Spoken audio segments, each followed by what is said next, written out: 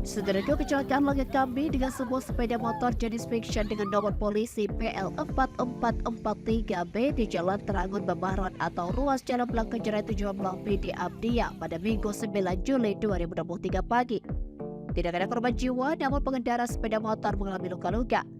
Berdasarkan informasi di Tribungai.com, pejabat asisten 1 Sedangkap dalam perjalanan dinas dari Blangkejeret tujuan Banda Aceh ini dalam rangka penjemputan rombongan jemaah haji dari Luas yang dijadwalkan akan tiba dan turun di Bandara Iskandar Muda dari Tanah Suci Mekah pada Senin 10 Juli 2023. Kecelakaan lalu lintas mobil dinas asisten 1 dengan nomor polisi PL8B yang disopiri oleh Zulfikar 41 tahun, warga Tambang, Kecamatan Kota Panjang.